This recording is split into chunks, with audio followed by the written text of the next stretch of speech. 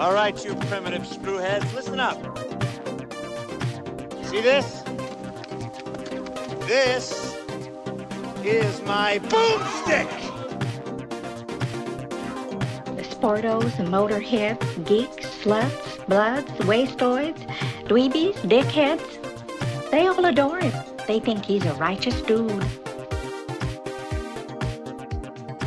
I never thought anybody could forget so much so fast without a severe blow to the head. Yosemites. A lot of very bad things are happening in Nicaragua.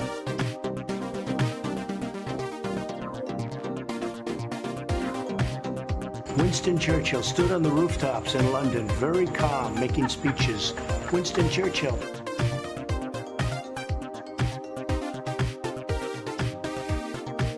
You'll be able to get another good job.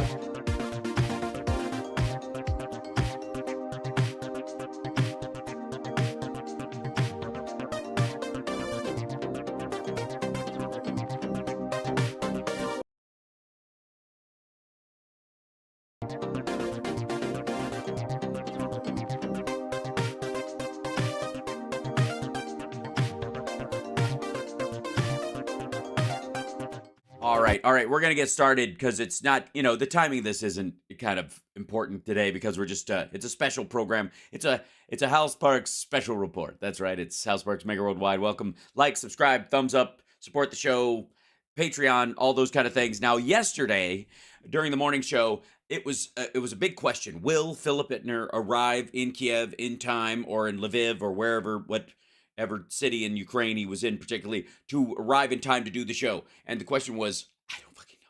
So we floated the idea that our dear friend Boston Brian would hop in for that hour and join us for the conversation. And I gotta be completely honest. I'm very excited to have Phil on the show, but I also kind of got excited about the idea of talking to Boston Brian about all the stuff that was going on. So I felt it was kind of a missed opportunity. So therefore, it henceforth and therein, wheretofore, and so on, a special report. Ladies and gentlemen, welcome Boston Brian to a special mid-afternoon show. Now what's happening? We're gonna be on for about an hour, and then I gotta take a break because I got my family FaceTime thing, and then my regular show at 4:00 my time. But I wanted to thank you for jumping on here with me, my friend. I don't even know where to start because there's so much. There's a Gordian knot of news right now, and that we were going to talk about, that we could talk about, and partly let's just get started with Ivanka testifying yesterday on the same day as the Republican debate, and Trump testifying Monday and being a petulant, whingy little, as I think Cat Williams would call him, a simple bitch.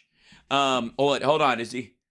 Yeah. And so Boston Brian, welcome. Well, we can start there and work our way through the week. What are the standout stories? Hello, everybody. Boston Brian, ladies and gentlemen. Well, first off, hello, Hal. Second of all, hello, chat. I appreciate you guys. Thank you for having me. Absolutely. I think Ivanka really used her school nights to prepare for her time in court. Right. She seemed a lot more put together and more, I don't know what you'd say, more knowing what she has to do almost in that courtroom and what she has to say, as opposed to Don Jr. and right. The other kid. Yeah, Eric, who I gotta say, yeah, that guy. I couldn't tell if he was angry or just confused, because part of Eric's whole, like, Don Jr.'s whole shtick is, I'm gonna charm my way out of this. He really is Ellis from Die Hard, who doesn't understand that there's going to be a big price to pay for that glass of Coke. I'm just saying, much less that line of Coke. And but Eric is like, I don't even understand this. There's like words and stuff. Yeah. Show him to watch. Yeah. In Die Hard, I love it. Yeah. Right. Yeah. That it is just. But you know what? You get like that after so many hours of pouring concrete, Hal. You know what I mean? After so many wheelbarrows mixed of type S mortar, yeah, some water, you got to go back to the truck and get all the tools that you need. I mean, Eric has a long day of working before he gets to court. So you. That's right. Hold on. I'm trying to fix your audio real quick. and now it should be better. Apparently, you're looping my audio back, and it's trying to work it out. Like you're hearing it. You don't have headphones in, maybe, and you're listening. They're not on. Oh yeah. So your headphones you should be using headphones as opposed to that because it's bouncing. It was bouncing audio back and causing a crackle. It might be better now because I was messing with it, but just give me a check. You other guys gonna have to let me know. But there you go. Much better. Okay, I think it's much better. So yes. So Eric seemed kind of angry, confused. Don Jr. thought clearly that he could just bullshit his way through it. That seemed to be his attitude, just like his dad. But his dad was like a combination of Don and Eric. Like, I'm gonna bullshit my way through angrily. But isn't that amazing with how serious they're, on one hand, Donald Trump is taking this as serious as any case that he's involved in, right? Yes. He's down there, he's in front of the cameras when he's Truth Socialing, whatever you call it. That's what he's talking about. He's talking about this case. He's talking about how much he's worth. He's talking about Mar-a-Lago. He's talking about the judge and the net worth, and putting a price on Mar-a-Lago. So he's putting a lot into this, and for them not to be prepared with some sort of cohesive thought and just you'd think they'd sit down together, which they've probably never done in I don't know how long, and they would work out some way where, okay, this is important to us, this means a lot to our brand means a lot to making money, that's how we have to go, that's how we're going to survive moving forward. You know what I mean? So I don't understand how they could take it so seriously on one hand and be so ill prepared and so arrogant and ignorant on the other. Well, I think there's two possibilities here, and maybe you can help me work this out. But on the one hand, if you're innocent, what you would want to do is review the documents and the situation before you go in, so you can have the facts straight. So if the prosecution or whoever you're up against, the state's attorney, has a bad idea of what the facts are, you've reviewed the innocent facts and you can present them. This is your alibi. This is where you were. Here, I have a movie ticket stub, or here's my subway pass, or I was on this camera at this moment. So you review all that shit.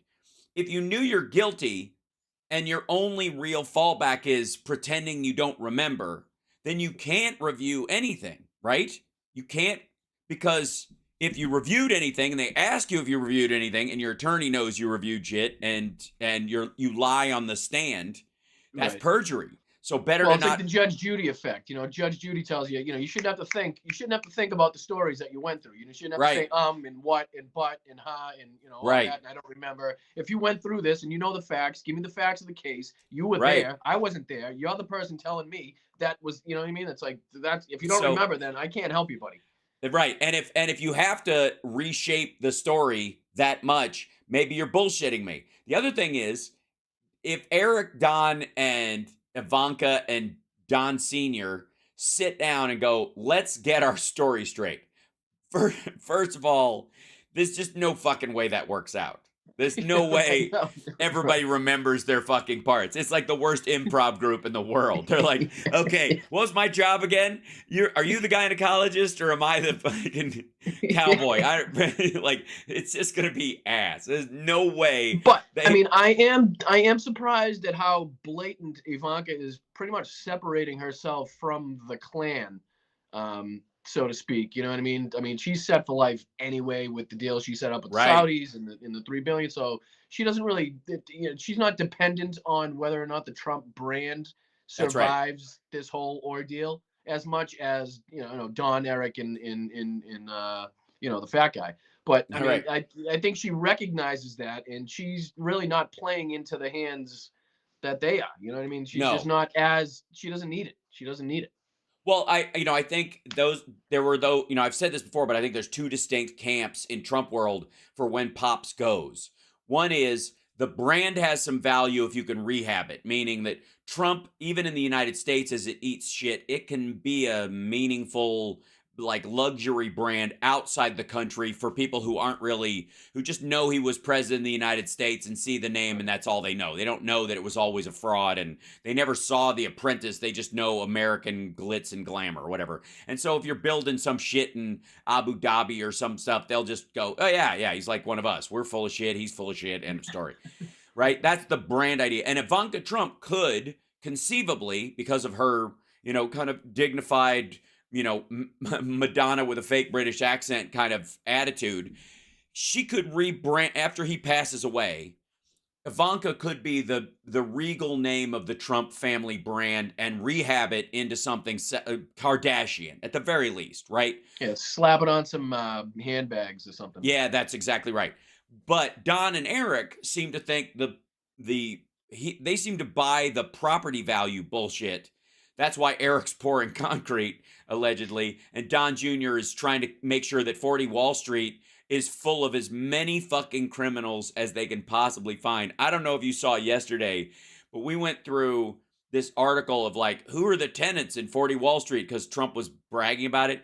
And there's barely a floor in that building that didn't have an SEC criminal in it, that hadn't been. And a lot of people that paid but never stayed. They just they'll pay for it as a here's something that as an address. That looks, right. That looks on the up and ups, and I don't even need to stay there, but you're getting the money, so it's one hand washes the other. They right. did it with the Saudis a lot, and with the who the hell was the other guy that came? There's a lot of billionaires from other. The fucking Russians. They were running. Yeah. I mean, Trump Tower, and the click is back, but we'll try to work our way through it. The Trump Tower, he had a floor of like the Russian mob running like gambling and prostitution out of it. There's a bunch of like, okay, Yi Jinping, the guy who started CEFC and was supposedly the guy that was trying to get in business with Hunter Biden and buy up that Louisiana liquefied natural gas facility and all that shit that never panned out. He owned a $5 million apartment in Trump World Tower across from the UN, the other Trump Tower in New York City, and for all practical purposes, never stayed in it. Just gave him $5 million just for the parking space or some shit. Like right. Trump, Trump was getting $5 million and fees because you pay like an HOA in these buildings once you buy the fucking thing too. That's another fee on top of that. In the same way that he does with like Mar-a-Lago memberships and shit like that. There's a down payment, and then on top of it, you're paying dues for what per year. And because of those shady deals, that's why he thinks he can get no matter like any value that he puts on his property. He can get somebody to pay that, or any property that that he has is worth what anybody in the future would pay for it, or any Saudi prince would pay for it, or any Russian oligarch would pay for it. But it's worth it right now. Correct. As if he could sell it in a fire sale. That's the bullshit. That's the fraud, essentially, of what he's talking about in this. And like I said, I'm gonna flip on this thing. Let's try to do the compressor. Won't work. That won't solve it on here. I'm gonna turn this on. So Phil, too. There you go. It's okay. We're okay. It seems to just get out over its skis. We're totally good. And then I reset it, and it somehow likes you. It's a gremlin. I wouldn't worry too much about it. I just don't want my phone to die. You should plug it in. It is important to this. So I love that. Why don't you give me just a sec? Yeah. You and fucking Tara, and you're using your phones for the broadcast. It's fantastic. But we do get to see the Slava Ukraine behind you, which is a great way that we can transition into this piece as well.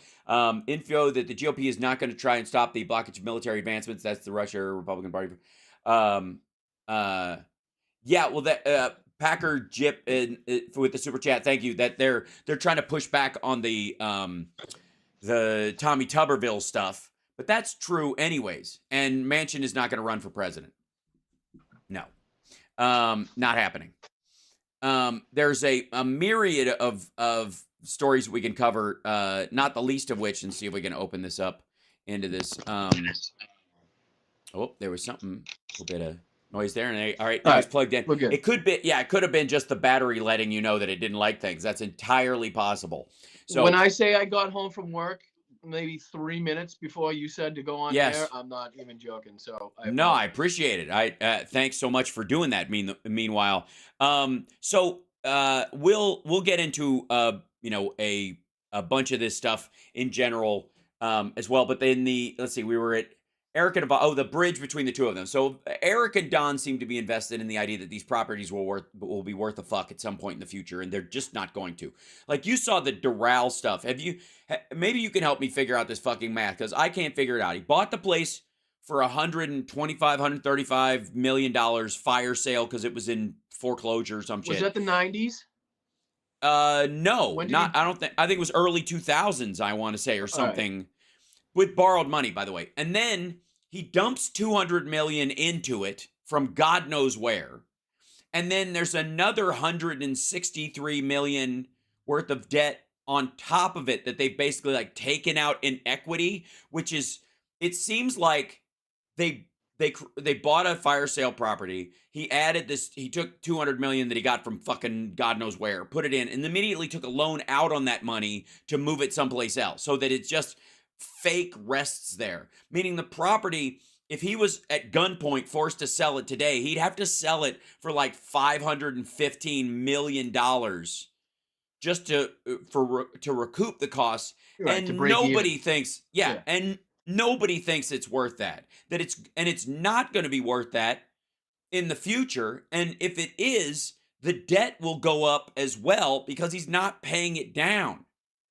Well, a lot of his golf courses, they have, a cap to what they could probably be worth. They're always Right. going to be a golf course. You know what I mean? Unless you just totally knock Right. down everything on the entire property and build something completely different, which would cost you a fortune to do. And who Yeah. knows if you get the permiting, the places The that he's right got some to of these do properties it. on, you can't. Everybody you else can't is going to be change it, pissed you can't around build you. on it. Yeah. Right. Mar-a-Lago. I mean, there's reasons why that you can't build on the property like you could a private property out there. So Right. when they say you can walk down the street and see a $50 million mansion, yeah, that is it's a $50 million property that they can build on pretty much as they so please. Not only Yeah. that, but they're also paying taxes on the $50 million, Right. not 18 million. or 26. You know what I mean? Right. As a rented club, because it has to be an ongoing business, and therefore you get tax breaks on an ongoing business versus a piece of property that just you're living in and it's accruing worth, whether for the house or the land that it's on, over time as property values inflate, ad infinitum forever. Right, which is why it has the value, because if somebody looks at that property, they have a limit to what they could do on that property. You know what I mean? Which means Yeah. there's a limit as to the returns they could get on that property. There's a limit basically to the amount that property could be worth in the future. So, you know what I mean? Depending on property values. I mean, everybody thinks the problem is everybody now wants their property values to continue to rise at an Sure. exorbitant rate, and it's just not sustainable, right? No. This is why when you turn on the TV, you got people complaining about the homeless crisis in cities, right? And everybody thinks we're all drug-addled, teens that were no good and went to these schools for bad teens. They're not. They're doctors. They're lawyers. They're educated people who just could not afford housing. It's just Right. It's unbelievable right now. It's like when I in the early 2000s when I worked doing waiting tables, it was during the housing crisis. So Yeah. 07, 08. And I was waiting tables with, lawyers that used to own their own firms and literally Right. doctors that were working in, big time, hospitals, and they just could not, they lost everything. They lost their house. Yep. They lost their ability to pay the mortgage. And it's just, that's when people are in that position. That's when they tend to turn to the substances, to alleviate their mind of Yeah, the place that they happen to be at that time. So it's not the cover drugs that Right. cause them to be on the streets. That's just a byproduct. That's just, that's what they get wrapped up in as they're on the streets. You know what I mean? So that's what we need to and change. I would say there's usually in these cases, there are three major categories of people who are homeless for a myriad of reasons. They're the people who fall through the cracks, who miss enough payments where they get evicted and those kind of stuff, which are easier to write back into society. Then there are the mid-zone of those same people who end up, because of drug addiction or alcohol, or combination of the both, ratcheting up, where they have to go through treatment to right themselves, and then they have to go through the process of getting their a haircut and a new set of clothes and all that kind of stuff that the people in category A would go through, right? So there's two stages for those folks. Then there's the mentally ill, which is what most people focus on as being what they think all the homeless people are. They either think, depending on who you ask, it's either they're all mentally ill and they're all 60% of too them crazy. have a job. 60% Right. of the homeless people work. I mean, that's Right. just an unbelievable stat to be able. Well, it's also to, a rollover to go to work too. 40 Yeah. hours a week and to not be able to afford a roof over your head, at least some sort of roof over your head, and dinner on the table, and a shower after work is just, it's a shame. It really is a shame. It should not Right, happen in this country. and it's a, you know, somebody was saying, when you were saying that's not sustainable, and they were saying capitalism is not sustainable. This is one of the few areas in the economy that is a manufactured crisis, ironically enough, because there is an intentionally low, because most people's biggest investment is their home. There is a drive in general to keep those prices constantly rising, and you want to see that. Well, if there's a flood of houses into a market and there's a lot of vacancies, or there are open houses or whatever, the value of homes goes down. And even in apartment buildings, like the turnover profit on something, for you to even make a living off having an apartment building, you have to make a 4.1% return minimum. It has to be over that amount because of insurance and repairs and all this stuff, and God forbid evictions, all that shit. You have to make that kind of a profit on an apartment building, or it'll basically, you'll be in foreclosure. Then everybody gets kicked out. So that there's this minimum of it just to keep it afloat. You have to be making 5, 6, 7% to feed yourself and pay off a house of your own while you're maintaining a small apartment building, that kind of shit. And if somebody else builds 10 more apartment buildings, the availability of those, your vacancy rate goes up, and that margin gets higher because you're going to have 8 or 10 vacant apartments or whatever. So everybody fights it. LA City Council is one of the worst in the country, and big cities especially have the slow roll with building things. So they're manipulating the supply on the benefit of people who are investing in this thing to an unnatural level. There's a ton of corporations that went out and bought a ton of homes that are sitting there vacant, doing absolutely nothing, because it drives up the property values area of other properties, because there's no supply. You know what I mean? And foreign investment, like Vancouver and Toronto and Montreal, have all fought back against oligarchs in other countries hiding their money in real estate there.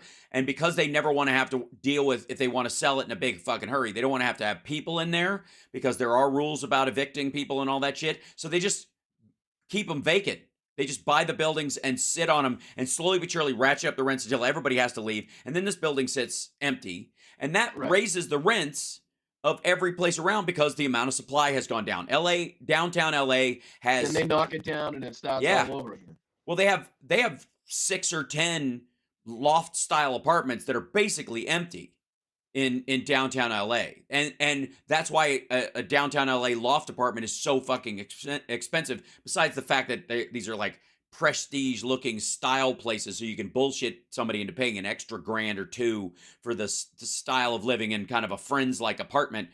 Right. But the only reason it's up that amount is because of these other empties. That's why UBI will never work until you either have rent control or an overabundance of real estate supply, because I guarantee you start UBI anywhere in the country. You do a national federal UBI, everybody gets $13,000. It's an extra $1,000 a month plus Christmas, an extra $1,000 for Christmas. I guarantee every rent in the city goes up $1,000. Right. It takes that right out of the equation. In a day. Unless you solve that problem, that's where it's going. That's why Andrew Yang didn't have a fucking shot, because that was just goofy.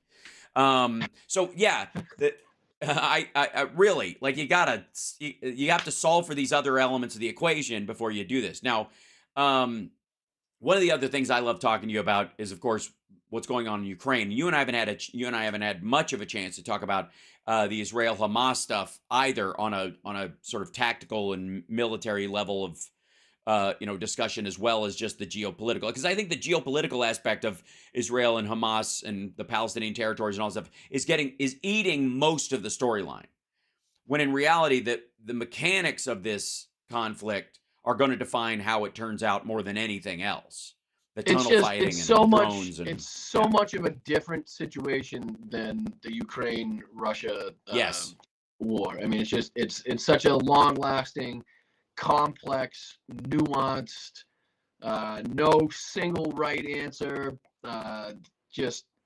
Obviously, the first thing you have to do is condemn anything about Hamas and in the attacks, and that's first and foremost. But then you got to look to what's happening afterwards, and you know, how does that sit with your morals and everything? You know, I mean, it's just Well, yeah, it's how hard. do you I've measure? done my How do you best measure to your try to response? stay What's away from it almost, but right? I don't What's know. proportional in that situation? Wait a minute, Randy Rhodes rated us. That's lovely. Look at that. Who knew? Thanks so much. That's amazing. See, that's what happens when you have somebody like Boston Brian on. People just, you know, the Randy Rhodeses of the world go, oh, someone with an alliterated name like me. Must have been Boston the tick Brian. in my mic. Yeah, it must be. Like she's trying to raise money for you to get a new microphone. It is. Hold on one second. So I basically have to turn off your echo cancellation and turn it back on.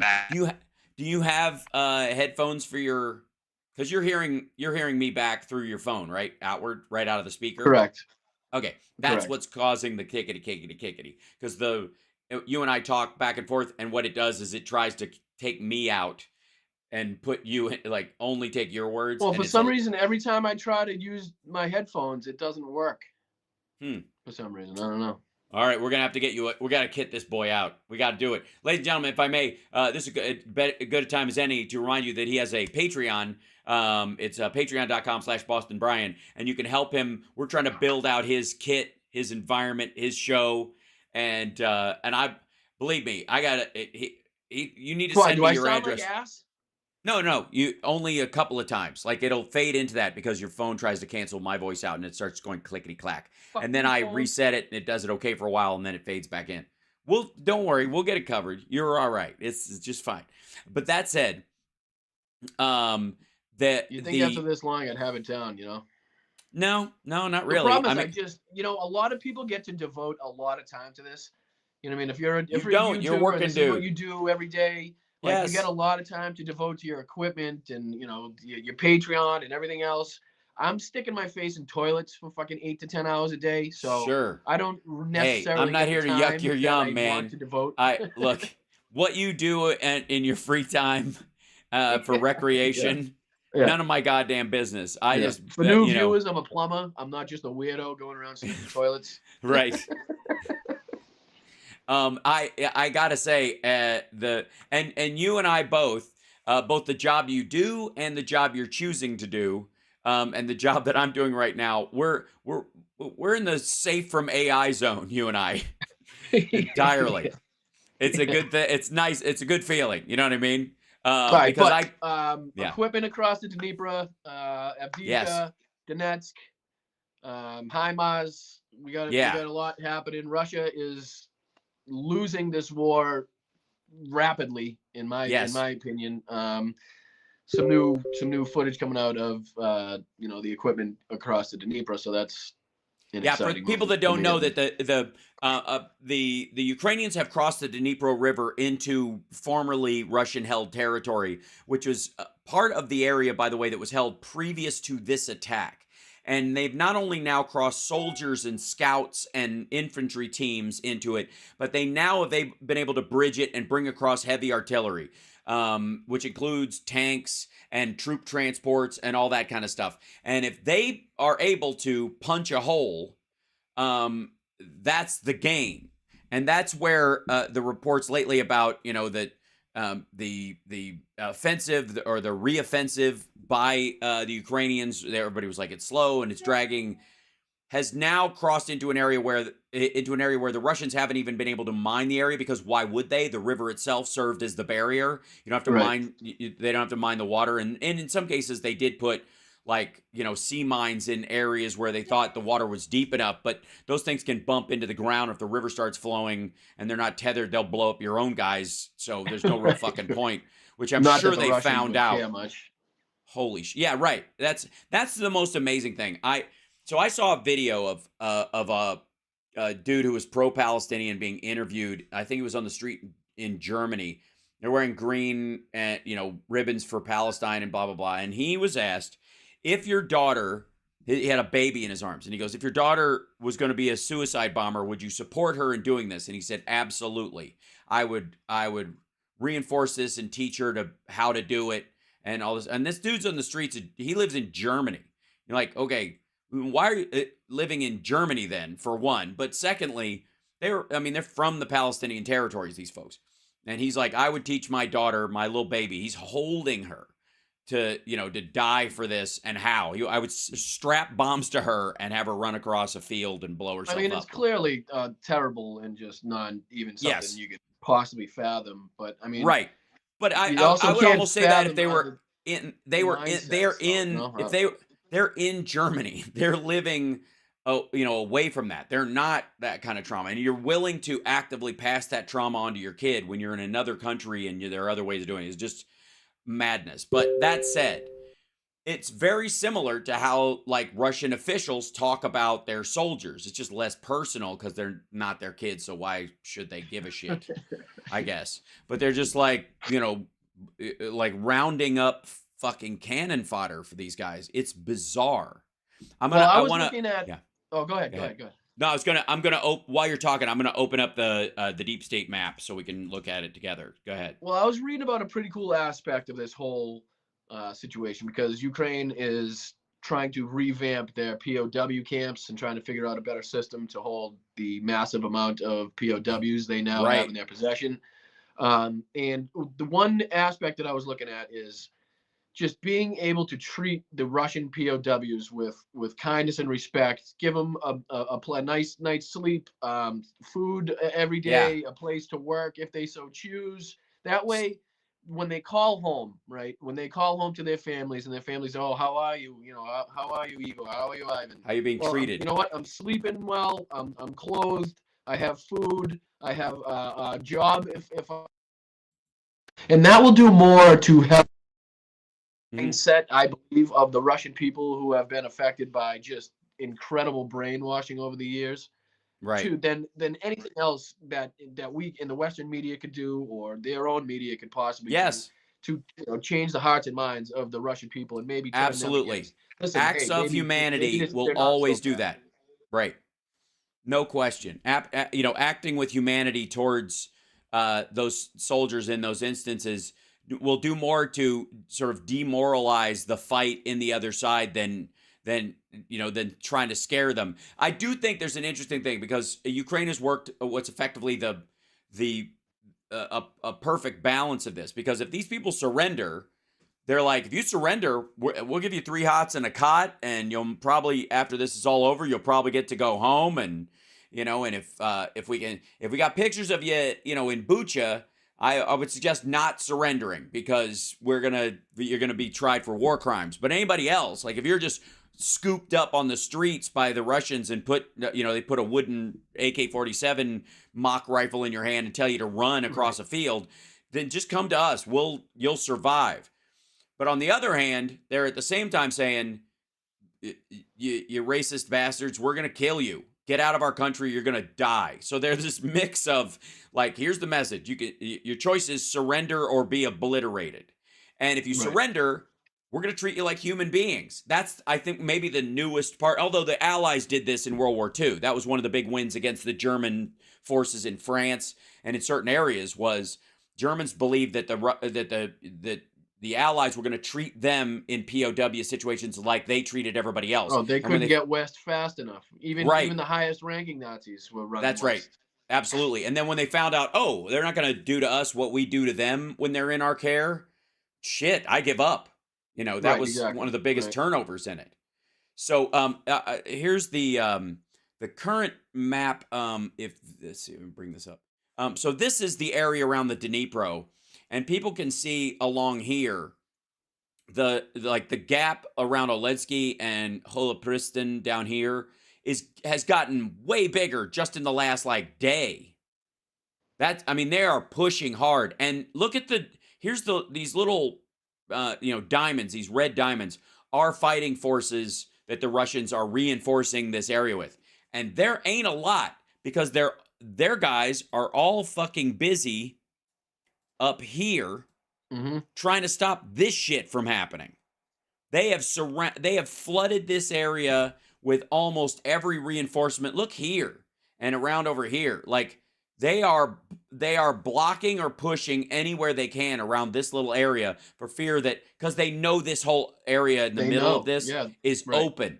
And if they break through here, they know there's nothing to stop them. And Because there are so still people in the Russian military that can read a map and right, understand military strategy and project the moves and the yes, the actions of the opposing force and what they're going for, what their objectives might be, how they plan to do it.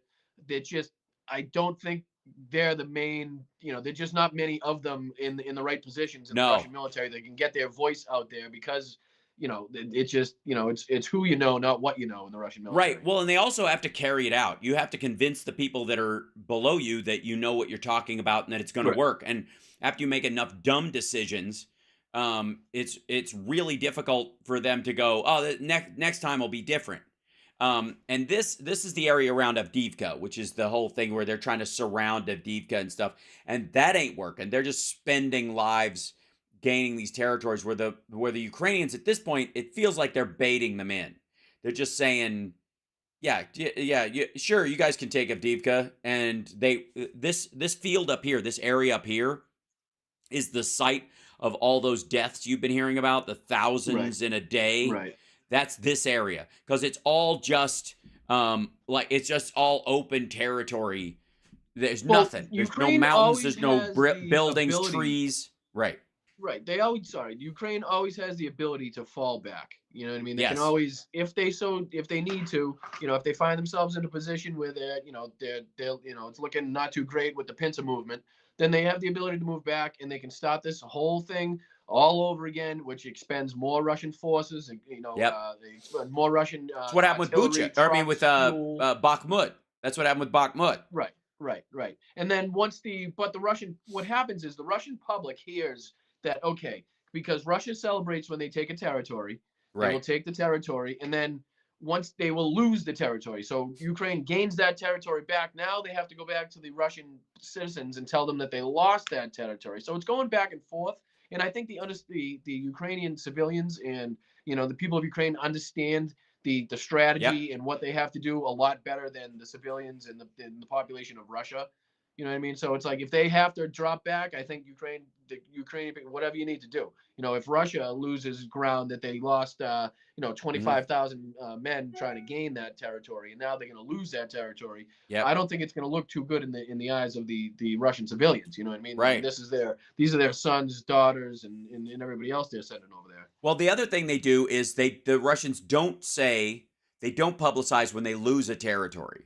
They don't really make as big a story out of it as when they take it. So if they go, they have one of those like, we took Avdiivka or we took Bakhmut, and everybody's like, hooray! And then they lose Bakhmut, and then they retake it at the expense of 10,000 men or whatever, or 20,000 men. But the soldiers, the news does make it home. You know what I mean? The soldiers, through they phone tell. calls, through letters and stuff like that, the news does make it home, albeit it's like when the newspaper puts out a front page and it's wrong, and then 2 weeks yelled on page.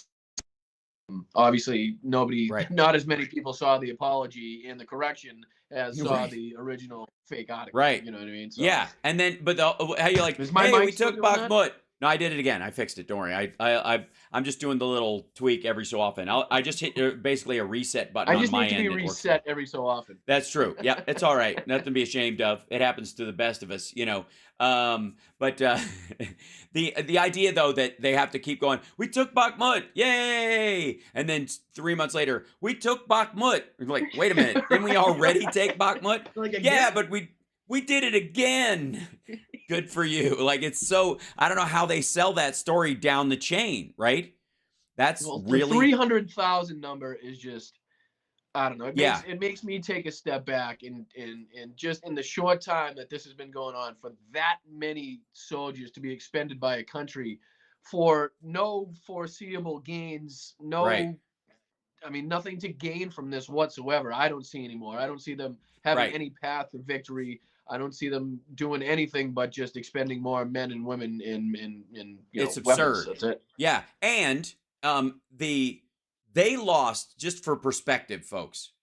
The Russians lost at least three, but if not 4 times as many people trying to take Bakhmut and failing as they did in 10 years in Afghanistan. wrap your head around that a fucking single city with no conceivable strategic value. They lost almost 4 times as many people as they lost being in Afghanistan for a fucking decade, fighting It's the like Mujahideen it's and like it's Osama like bin Hitler Laden going and for all this. Stalingrad. You know, Yes, it had over and absolutely over no and over. strategic, no strategic value. It had nothing but the name of it, and he wanted to take the name down, and Oh, he Garth in expended the his. chat, by the way, is saying Trump bought Doral in 1995. That's right. That's after he got that weird boost of Russian money. Remember, because in 93, 94, that's when he allegedly told Ivanka that the bum on the street has more money than I do. That's when Right, and that then was. And then a couple years that's later, when he he got started all. walking around with the Forbes magazine that somehow claimed he was worth 100 million or something. So, and then he Right. took that Forbes magazine to every bank that he possibly could to try to Right. get a loan with that friggin' magazine. You know. Have you look? You're obviously your appraisers know I'm a broke motherfucker, but have you seen my Playboy article and the recording of my voice? Have you spoken to John Barron? He can set the whole thing straight. This is all fake news. Well, they said he So was worth actually what 5 million instead of the 100 million that the Forbes yeah. article somehow claimed. Well, I mean, here's the thing. That's a So big jump. I talked about this a while back because I find it's a number within value shot is that you could have allegedly the entire Trump lifestyle, the plane, the multiple places to live, including Mar-a-Lago, the the multiple golf courses that you work at or whatever, and you'd have to make 25 million a year. It's not even close to the billionaire lifestyle that he's talking about. It's not even remotely fucking close. Right. And the so the assumption that somehow his life has been one of super excess is just absurd because he was literally walking in circles with in areas in New York with people who made $50 to $100 million a year all the time, billionaires that were stacking billions. That's how they became billionaires, is that they took in 100 and spent 12. Yeah, it's the people that don't care where the next dollar comes from, where they're not worried about it anymore. It's just their minions below them that just that somehow comes in, where Trump is worried about every single penny that has to come through his pocket. Right. I mean, if it was really worth that much, you're at the point like that asshole at his fucking speech last night. You know, I sat through 6+ hours of right side broadcasting today, just to just to get some the low lights and to fill everybody in on why everybody hates MAGA and everybody's turning against MAGA in a very apparent way, especially with the elections you just saw the other night. The majority of this country believe women should have the right to choose. Right. The vast majority of this country believes that you should be able to love who you want, and you should be able to express how you feel inside or out to anybody.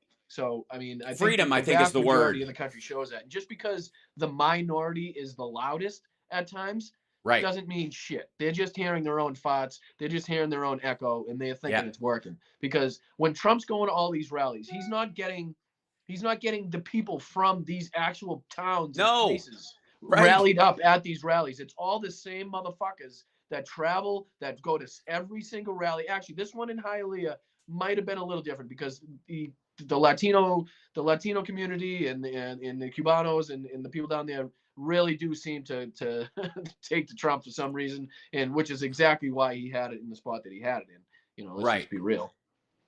Well, and why he didn't have it in just sitting back to, sit with the fruits of his labors because he worked so hard his entire life. He doesn't have to be doing this for us. I mean, he doesn't have to be doing this. He's doing it for us. They're only going after him because he's standing in the way of you and that bullshit. Right. It's like, no. He literally has to be selling you NFTs and never surrender T-shirts as he's fucking surrendering, and Trump picture books for $1,400 that he'll slap a fake fucking signature on, or he has to be thinking about this next fucking venture, next scam, in order to stay. It's funny because you and I both have, I think that you, me, Johnny Million, to some degree, we all have this problem of like trying to remind people to join our Patreon and support the show and try to build something, because it's not necessarily in our nature. My nature is to sort of like, if I come over to your house and you're like, and there was just a flood, I'm just gonna pick up a broom or a shovel or something. You know what I mean? Right.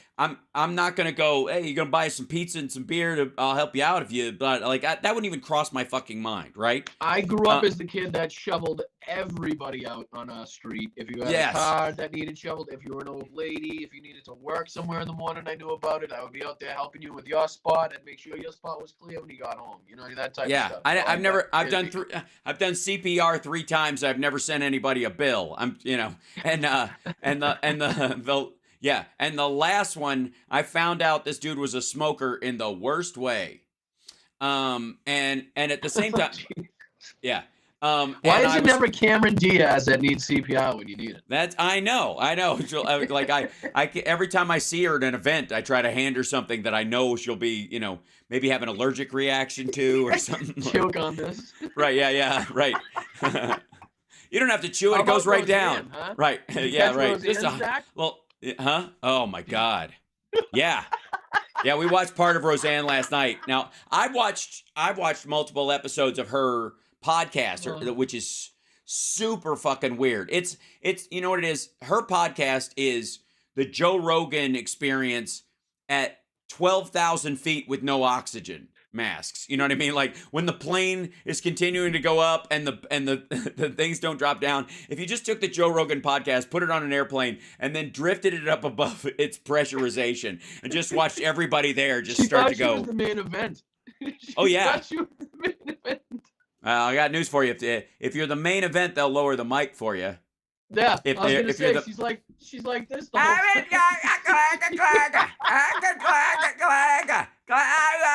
and I pawed him and I grabbed him and I thought the Secret Service was gonna shoot me. She forgets to introduce Kimberly Garfoyle. She says her name's Kimberly Guilfoyle. Yeah, Gargoyle, I think is how you pronounce it. She almost went to say it. I swear. Yes. Well, yeah, because she can't not.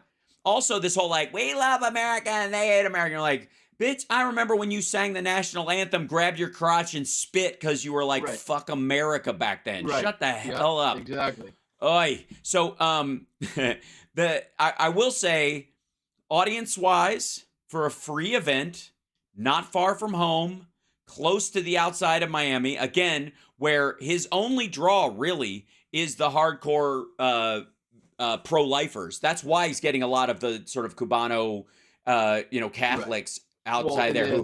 The socialism, communism aspect, they fear from their homelands that they couldn't point to a single policy that resembles anything from where they came from. Right. And like. But what do you think? Like 5,000 maybe there around? I would say it started around 4, maybe a little over 4,100, and it thinned out as he spoke. That's how fucked up it is. These people you saw, they stand online all day, they profess their love for him, blah, blah, blah, and then they treat him like a fucking college basketball game where the opposing team is ahead by 10 points. 72 to 10. Yeah, they're right. And it's just the third quarter, and they're like, you know what? I'm gonna get a pretzel and let's just go because the parking is gonna be fucked up. You're like, asshole, you're the one who got here at 6 a.m. and parked as close to the venue. You're the one with the trapped fucking car. Well, Brian Glenn and Right Side, they were like commending the security because they got like 1,000 people through the gates in an hour. It's like, listen, do you know how many people enter security through security in like arenas for football games and basketball games? Like, come on. Yeah. And they were doing it on a high school football field, and he was trying to make, and they do it all the time. They've been doing it forever. They said once again, oh, this is not the intimate crowd. Remember Trump used to brag about 70, we used to get 75, 80,000 people, the biggest crowd ever in the history of ever. Yeah. Right. And now it's like he's got to continually tell people that these are more intimate settings that he's putting on. But outside it's packed. And then Brian Glenn, we're going to be doing more of these and you'll see them get bigger and bigger. It's like, no, if you could do them, you'd be doing them now. And this was the first real rally type thing that he's done in a while that I've seen. Most of the other ones were just like in a friggin', a second grade classroom with like 15, 20 people in there, and he's just rambling on because they're donors and they donated enough money to get into that spot. Right. Like this now they were themselves calling this a rally, and to have less than 5,000 people there is very telling, I think, in my opinion. Well, I really do. I gotta say, I think there's a he knows, and again, the front row Joes at that event were absolutely outsiders. Like, yes, he had, he has at least 100 people that are at every rally now, and they're all fucking lunatics, and they all stand up front, and it's why he points to them and waves at them. But you can see he does that side jaw jut shit because he's like, God damn it, what the fuck are they doing here? It's fucking, God damn it, you know what I mean? Like, he's so pissed. Well, those are the ones always doing the interviews with Right Side Broadcasting before the event starts too. It's all the same. Yes. It's all the same people that follow them all around everywhere they go, and it's like they'll ask them too. Hey, where you from? Oh, I'm from Wisconsin. Hey, where are you from? Oh, I'm from Chicago. Hey, where are you from? I'm from L.A. It's like, well, there's nobody from here. Yeah. Where's everybody which is from great. where the rally is? Which is great if your goal is to create a new Jonestown or Waco. Or the fucking the cult in Oregon that dude formed by just inviting every like homeless sex addict in the world to fucking live outside of Bend, Oregon. That'll work. But if you're trying to be a national fucking candidate, you should be able to go to the area where the people are and have the people show up that are fucking from there and make up the significant number of, if not your supporters, your most vociferous reporters. You should have it. Trump at this point should have at least 100 fanatical fans in every one of these areas he goes to, because he only fucking goes to friendly territories anyways. He only goes to Florida and Texas, and then specifically picked places. And then he does these like fucking I guess Republican Party events in New Hampshire and Iowa that also guarantee a certain number of fucking people there. That and view it like a fucking state fair where DeSantis is the bearded lady and Trump is the knife thrower, and it's all fake, but who gives a fuck? So it's unbelievable, right? It really is, and it's like he still has the arrogance to, there's more people outside. Look how many people are here, and it's like, does he not understand that there's cameras? And now Right Side Broadcasting actually has to start telling people we're known for panning the crowd, right? You know what I mean? Because Trump says so much that they never turn the camera. They never turn that camera. The red light goes off every time I'm talking about this and this. They'll never turn the camera. And now Right Side Broadcasting literally has it in their little mantra that they have every so often. We're known for panning the camera. It's like, Well, and they sometimes they don't, because they don't want to embarrass him with how few people there actually are at the thing. I just hold on. Even outside, it's packed. There you go. Now you should be able to hear like that. Such a great event. You put on such a great event that more people are outside than enjoying your event inside. That's awesome. Yeah, we call those people protesters usually. Right. Okay, there are big gaps in the floor and there's empty seats in the stands. Why are they outside? Oh, because you don't want them inside.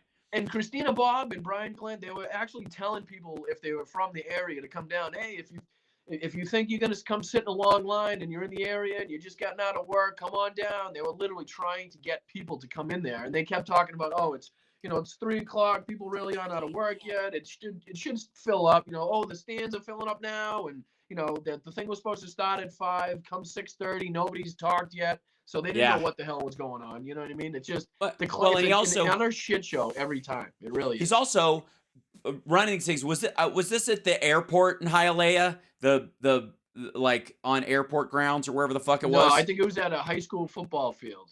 That's what. Okay, yeah. Because they had a scoreboard that said 2024, and they kept referencing how big the field was for a high school football field because it had places for people to sit.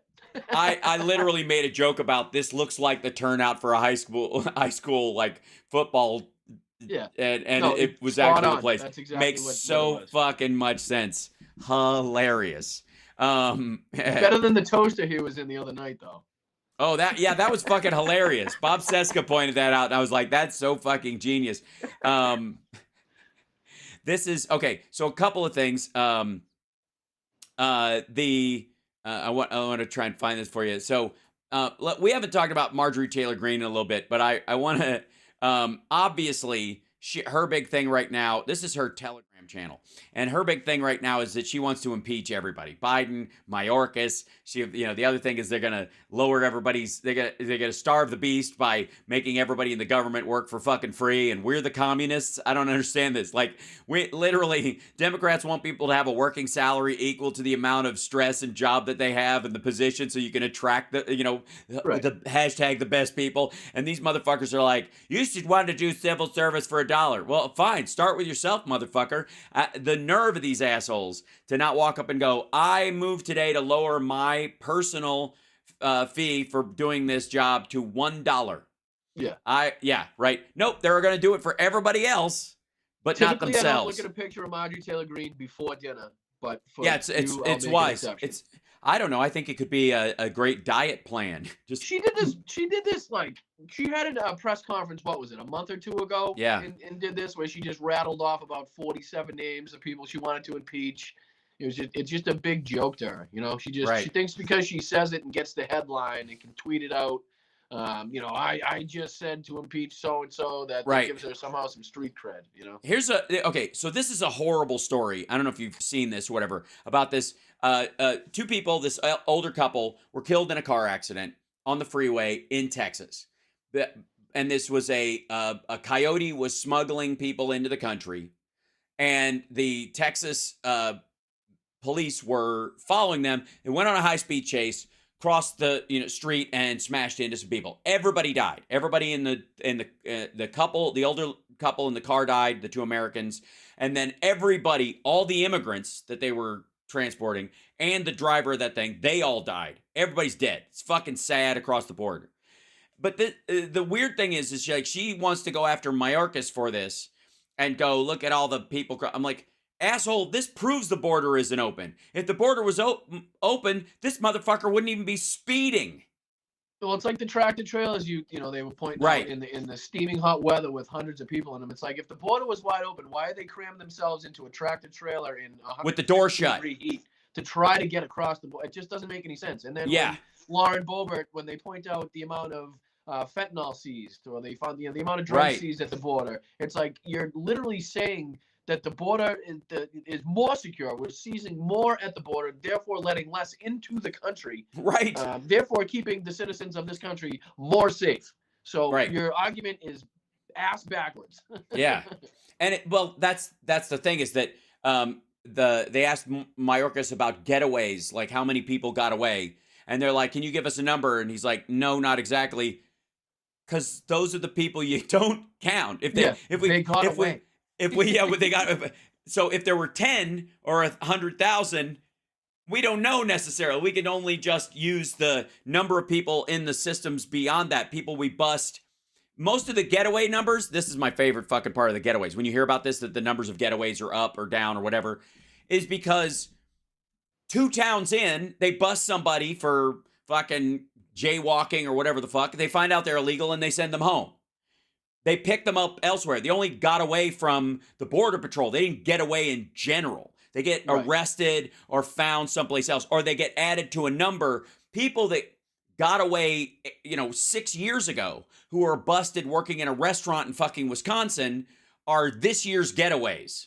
Because they don't know. When Trump brings up that bullshit where he's like, all you have to do is take one step on our land and you're a U.S. citizen. Yeah, what was that? Court date. And then he goes on to say that the majority of the people don't show up to the court date. Okay, this is him speaking.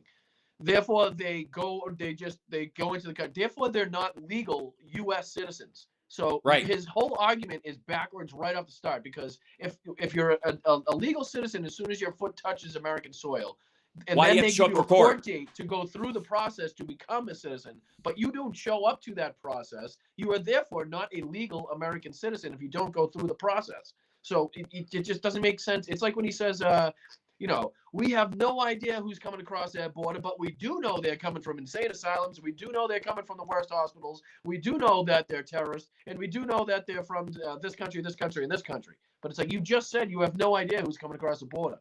So how can you therefore go on to tell us exactly who's coming across the border? He talks in doubles. It's so stupid.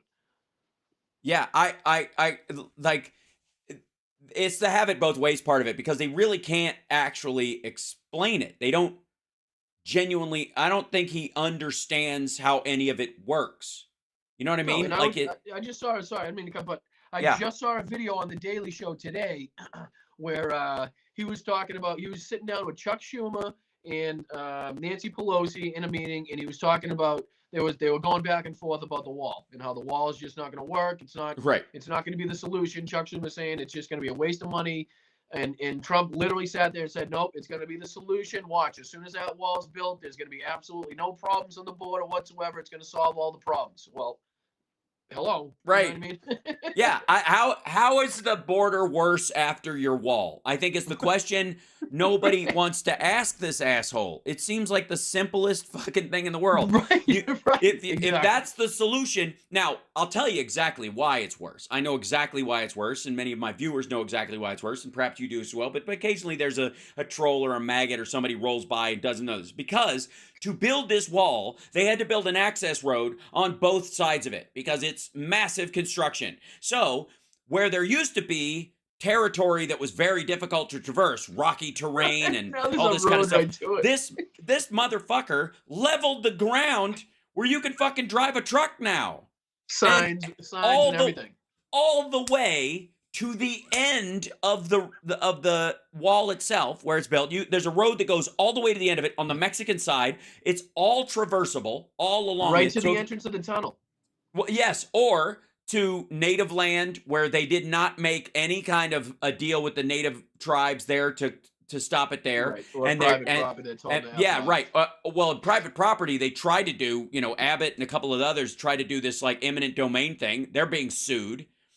That like it's so fucking dumb. Look, And if it's that still road true wasn't that there- the majority of the Yeah. people and the drugs come through manned ports. The ports Yes. with the people and the guns and the and trucks. the checkpoints and the dogs and the bomb sniffers and everything else. Though that is where the majority of the Right. drugs and illegal immigrants and not to mention the people overstaying visas is a huge problem too that nobody seems to want to talk about. It's just Right. And now they're starting to talk about the northern border. They're Right. starting to talk about the border with Canada. Like Yeah, what the yeah. fuck?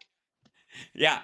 Well, that's Just that's because they're going back to the next 9/11 is coming through Canada because Canada has all these like anti-Jew Palestinians up there who are out on the streets, and so to them which it's just a fuckery. It's dumb. But also Chinese people that there's a large number of paid smugglers bringing Chinese people in for like $60,000-$80,000 a pop, getting them into But the they're all country. big and strong. It's the Right. Chinese Big, football team, meaty, as yeah. Trump says. big, meaty, 6-foot Chinese dudes, Right. just try to buy a Because gun on the China's street. famous for those young people they have. Yeah, they're all they got so many and dudes, lots of dudes who don't have to stay home and like take care of their families. All those large statured Chinese people that are famous Yeah. in history. That come over here and take the jobs that pouring concrete that Eric Trump wants Yeah, desperately to Jesus do. Christ. Can you fucking Ugh. imagine? Can you fucking even imagine that coming out of Eric's fucking mouth? Holy shit. Just if the day I see him pour concrete and it comes out correct and he knows what to do with it and he knows how to make it set and what to do afterwards is the day that I don't know, I'll leave, I guess. I'll Right. just leave. Yeah, I like the other thing too is like, all right, we both know what he means is somebody bitched about the property, and instead of hiring somebody because nobody will work for these motherfuckers anymore, they sent Eric down with some quickcrete to pour it in the fucking gap in the basement floor of one of the buildings where the laundromat is. And It was people are actually like, just "This crap-" polymeric sand. Yes. Fucking the shit you lay down and just spray it with the hose. Yeah. It's like he's doing like the when the CCP sprays the grass green where they dye the grass, that's Eric Trump's job. Like that's that. And by the way, Eric Trump is the kind of person who would fucking go to China, see them spraying the grass green, painting it green, and go, We what a great idea. We should do that. That's so much cheaper. Dad, I got a great money-making opportunity. We should invest in DuPont and then just spray every fucking thing green. Yeah, right. We'll mix green paint and weed killer. Hang on, listen to me. Hear me out. But really though, it's like why the media is not bringing up? Okay, when is the last property? I know we talked about this last time. When's the last building you guys built?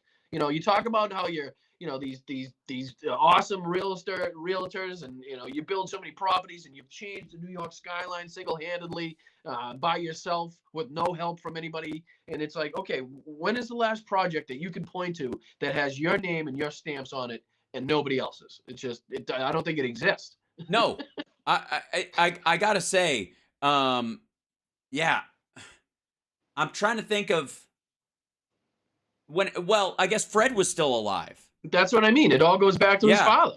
You know, Yeah. he was the actual builder. He actually did build stuff. He actually did have, you know, a plan, you know, a vision of what he wanted his company to be like. And it definitely is not what Donald Trump turned it into. I can tell you that. No.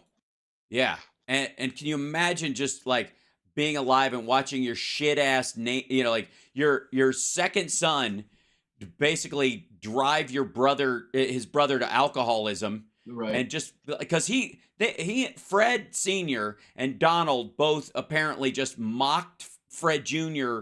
endlessly because the guy just wanted to be a pilot. That's all. They thought that was pathetic. They called him a bus driver. Like it was just like a job, like the job was beneath them, basically. Yeah, totally shitty. So, thank like you for why drive the limo when you can ride in the back, basically. Right, yeah. And without even just, I'll tell you why. Because none of them get any joy from doing anything. Right. That's it. Like, no, there are no tasks that they do. None of their work is invigorating. None of their work or any hobbies that they do. Even Trump, you could tell he's joylessly competitive in golf. It's just a dick measuring contest. It. No way Joe Biden's a 6 handicap. The guy's about to go to jail for 500 years. He's talking about whether or not Joe Biden's a fucking 6 handicap on a golf course. Yeah. Like, get the fuck out of here. Meanwhile, and you know where that came from? Yeah, his shitty shank that he had on the golf course that everybody saw. He just fucking whiffed it. I never slice. yeah. Spalding. I mean, right. And then every time he does that report comes out. Thanks to yourself. Who it is? The guy that golfed with him and said he kicked the ball everywhere, and you know. Anytime he had a cheated bad all the threw fucking it time. Fairway, and again, it'd be a 10-foot putt. He'd call it a gimme. That you know. I think that tells you more about the man than anything else. Because I got news for you. I have way too many fucking hobbies. I like too much shit.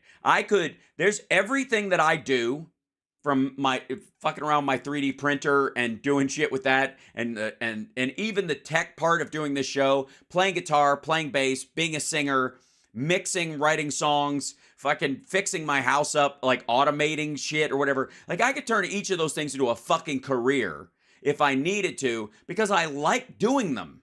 Right. I genuinely enjoy the process.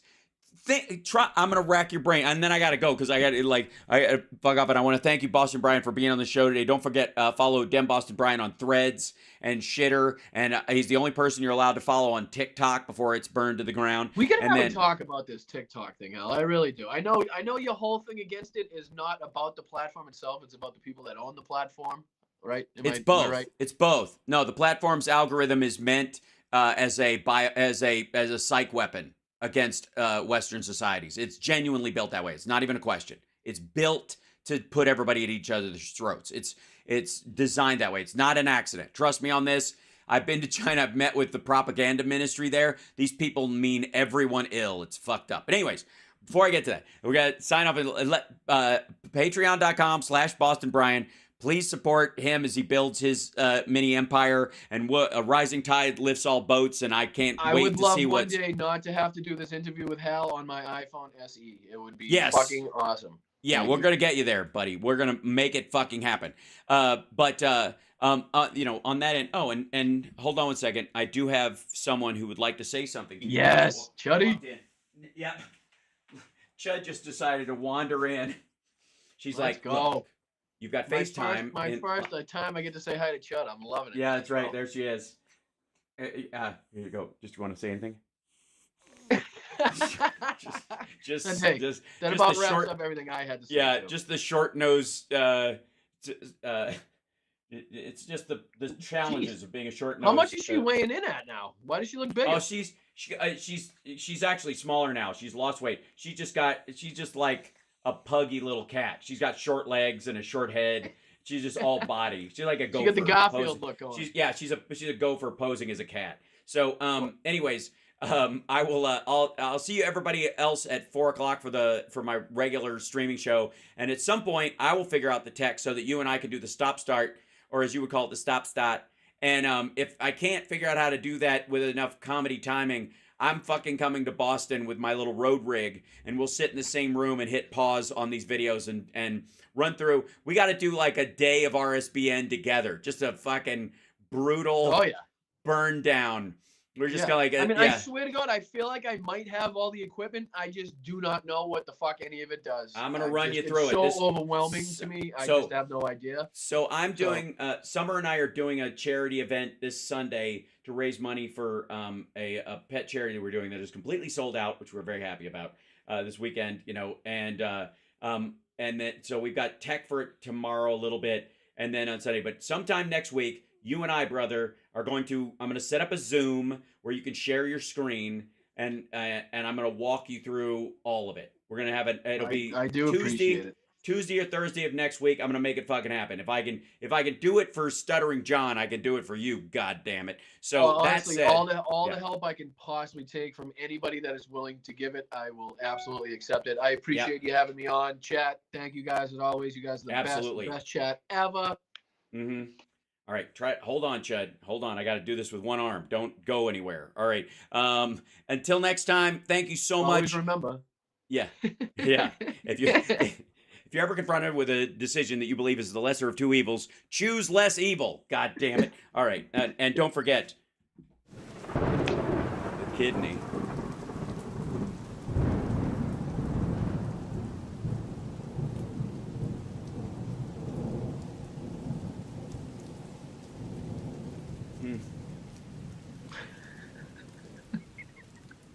You gotta hold the whole time. Do you have like a whole lighting setup just for that? Yeah, I triggered all my lights to go. You are out of control. I am. Really you wait. That's nowhere near. I mean, do you have any idea how much time and effort it took me to get that here I am like an idiot Trump farting thing to happen? Oh, you are too much, and I love every second of it. Thank you so much. Yeah, appreciate it, brother. Absolutely. Boston Brian, everybody. Take care, brother. Hold on, Chud. Don't go anywhere. Nope. You cannot jump down. You cannot. Hold on. A man of many talents. Yep. Hold on. Hold on. Studio. And here. Hold on. You're not going anywhere, silly. I know. I'm sorry. I'll get you down in a second. She's like, you're going to drop me, you asshole. All right. Anyways, talk to you later, brother. Take care. Later, and I'll talk to you Have soon. a good night. Okay. Absolutely. Bye. Say bye, Judd. Cheers, chat room. I'll see you guys in a little over an hour. Okay. Okay, Chad. I'll take you upstairs. Okay, bye.